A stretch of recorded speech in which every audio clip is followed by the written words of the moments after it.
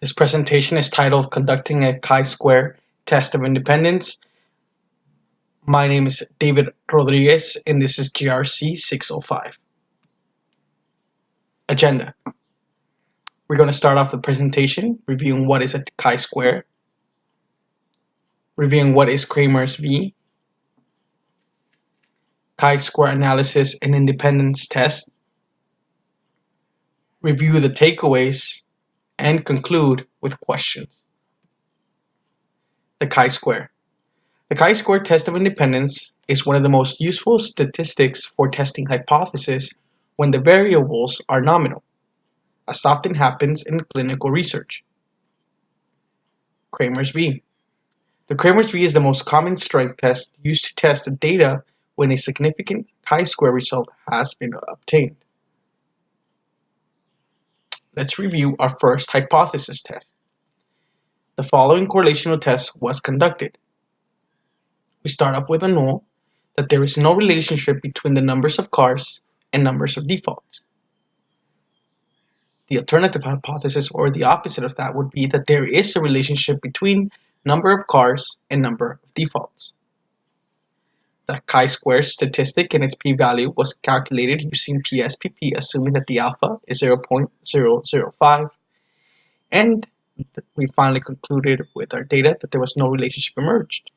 The p-value was 0.351, therefore there was no significant result found. Our second hypothesis test. Again, the following correlational test was conducted. The null is that there is no relationship between the like and comfort and numbers of defaults. The opposite of that, or the alternative hypothesis, is that there is a relationship between like and comfort and numbers of defaults. The chi-square statistic and its p-value were calculated using PSPP, assuming that the alpha again was 0.005. We got the same numbers. As you can see here, there's no relationship emerged. The n value was 150 with a total of 6.68. The p-value was 0.351, and again, there was no significant result found.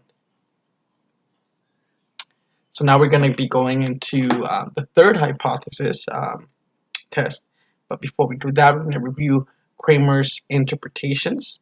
So this is used when the null hypothesis is rejected to determine the strength of the relationship.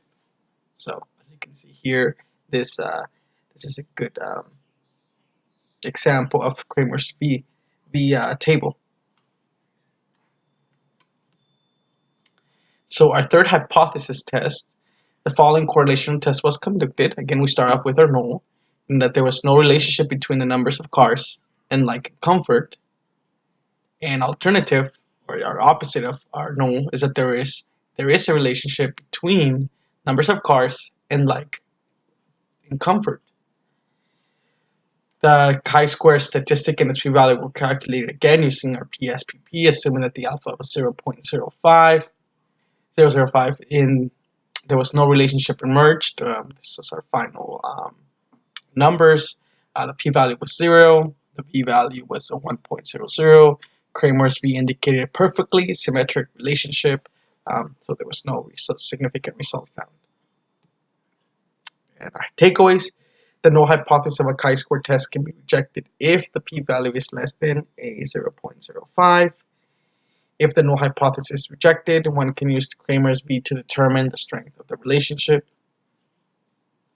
Thank you so much for watching this presentation. So if you do have any questions, please leave them in the comments.